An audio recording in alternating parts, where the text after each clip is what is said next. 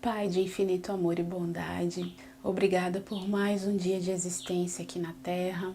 Obrigada pela companhia da minha família, dos meus amigos, de todas as pessoas que vão assistir esse vídeo. Obrigada, Senhor, por toda a esperança que ainda há no mundo em tempos tão difíceis. Leve, Pai, um pouco do nosso amor, um pouco do nosso carinho, um pouco da nossa alegria, um pouco da nossa força, da nossa fé, para todas as pessoas que hoje estão sofrendo por conta desse vírus do Covid, que essas pessoas consigam encontrar dentro delas a força necessária para passar por todas essas dificuldades e que a sua vontade sempre prevaleça, meu Pai, e que nós tenhamos a sabedoria para entendê-la, aceitá-la e confiar nela. Que assim seja. Ora, ora, ora! Seja muito bem-vindo, seja muito bem-vinda, seja muito bem-vinde. Gente, fique muito à vontade porque você está no quarto de luz e eu também. E hoje nós vamos falar de uma figura muito importante para o espiritismo, o humano Allan Kardec. Roda a vinheta que é improvisada, mas é uma vinheta ainda assim, por favor, vá lá.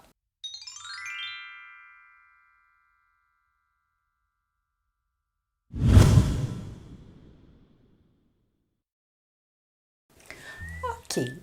Antes de mais nada, deixar muito claro que Allan Kardec foi um ser humano de carne e osso, assim como eu e você, cheio de defeitos, cheio de virtudes, cheio de medos, cheio de questões existenciais a serem trabalhadas durante sua encarnação, que existiu no século XIX e que foi muito importante para o nascimento da doutrina espírita. Na verdade, ele foi fundamental, porque foi ele que organizou todas as mensagens trazidas pelos espíritos naquele momento. Portanto, Allan Kardec não foi nenhum santo e nós não somos adoradores do mesmo. Fechado esse parêntese, começo dizendo que Allan Kardec, na verdade, é apenas um pseudônimo. Que o nome verdadeiro do Allan Kardec era Hippolyte Léon Denisard Rivail, que eu não sei se eu pronunciei certo, porque na verdade eu fiz apenas um semestre de francês e desisti. Mas enfim, vamos chamá-lo de Professor Rivail. Professor Rivail nasceu em 3 de outubro de 1804. Ele era libriano, Brasil, na cidade de Lyon, na França, a cidade mais habitada depois de Paris, lá na França. 1804, o ano em que Rivail, professor Rivail, nasceu, é o ano em que Napoleão Bonaparte estava assumindo o império lá na França.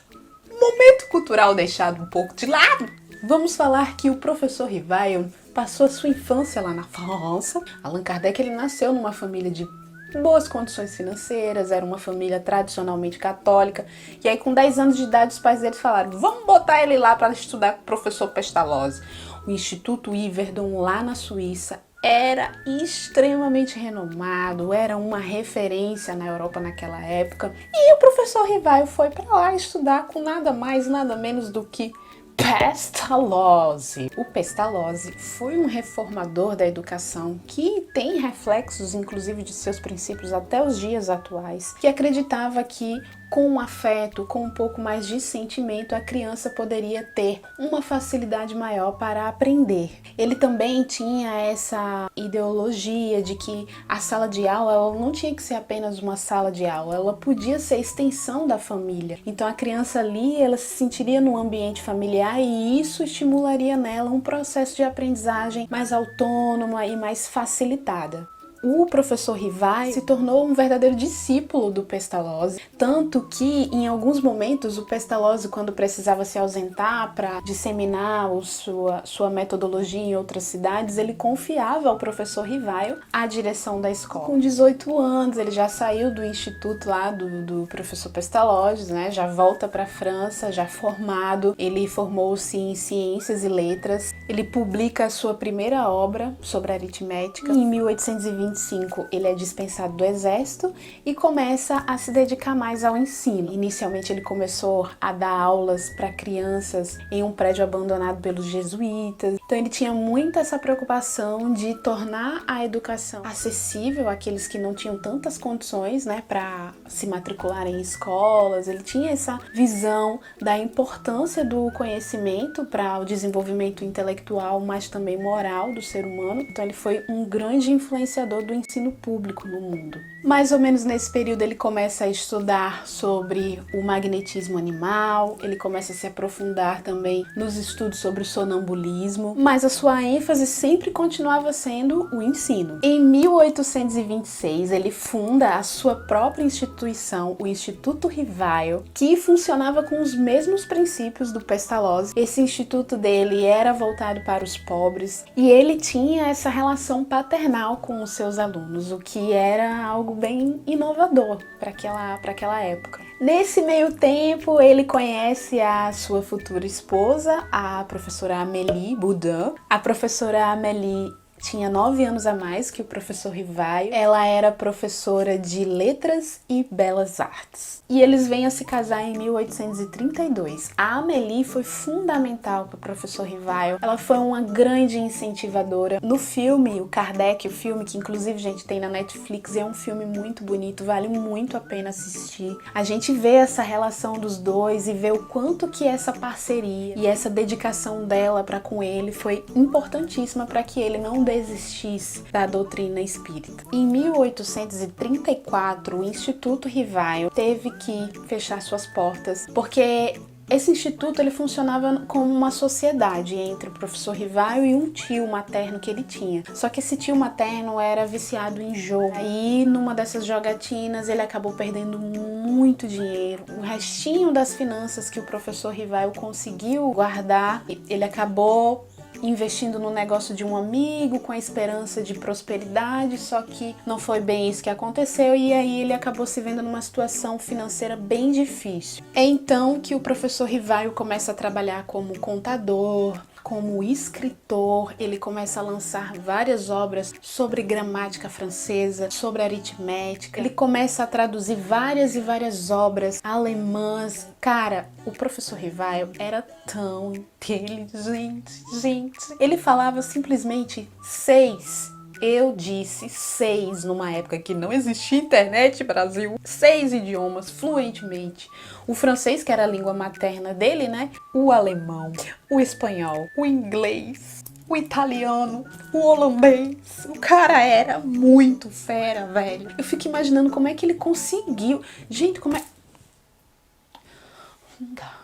De 1835 a 1840, ele começa a dar aulas gratuitas na sua própria casa, aulas de química, de física, de anatomia comparada, de astronomia. Diga aí, o cara era muito fera! Aí a gente chega em 1854, que é quando o professor Rivaio começa a ouvir o zum zum zum sobre as mesas girantes. As mesas girantes eram fenômenos mediúnicos, só que naquela época eles não viam dessa forma, eles viam como algo fora do natural, extraordinário, inexplicável. E esses fenômenos, que nada mais eram do que mesas que levitavam, mesas que batiam, que respondiam a perguntas, muitas perguntas frívolas mesmo, elas serviam como diversão para a alta sociedade da França. O professor Rivaio já estudava o magnetismo há muito tempo.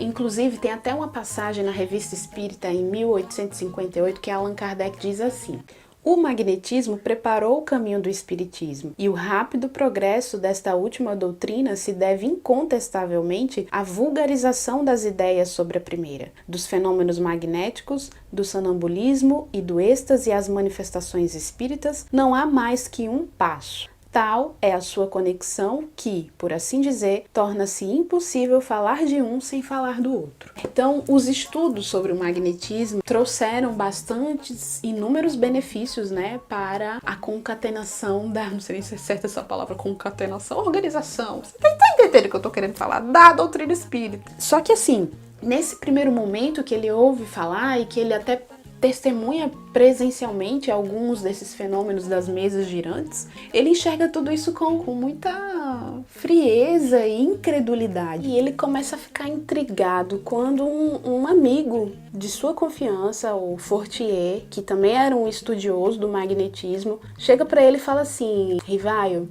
olha esses fenômenos com um pouco mais de cautela, porque as mesas elas respondem a perguntas e são perguntas interessantes, são perguntas complexas. Eu só acredito quando me provarem que essas mesas têm cérebro para pensar, nervos para sentir e que pode se tornar sonâmbula. Fora isso, meu amigo Fortier, É mais uma fábula para me dar sono, hein? Mas ele passa a observar o fenômeno, ele começa a estudar o fenômeno. Aí nesse período, o professor Rivaio, ele começa a ter contato também com o fenômeno da psicografia, um meio em que, através de um médium, o espírito se comunica escrevendo. E aí, numa dessas reuniões, ele recebe uma carta psicografada de um espírito de nome Zéfiro, o espírito Z, que diz para ele que eles já vivenciaram em uma existência passada uma experiência em que eles eram druidas juntos na França e que nessa encarnação o professor Rivaio se chamava Allan Kardec. Foi nesse momento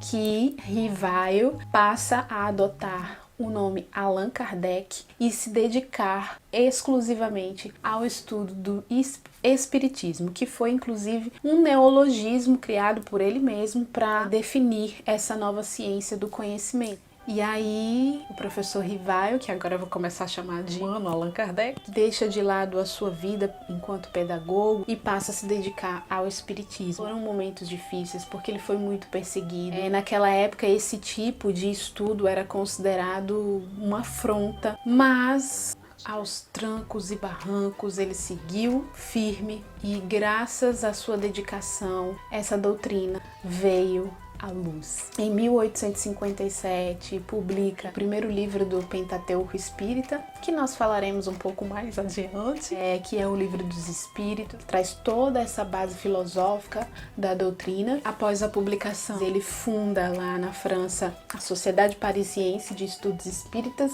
e ele se mantém diretor até o seu desencarne, que aconteceu em 1869. Ele morreu com 64 anos de idade e em seu túmulo está escrito: nascer, morrer, renascer e progredir sem cessar. Tal é a lei. Por enquanto a gente fica por aqui, a gente vai continuar destrinchando essa doutrina, tem muita coisa pra gente estudar. Fique com Deus, fique com Jesus Cristo, não se desespere, tudo passa. E até a próxima!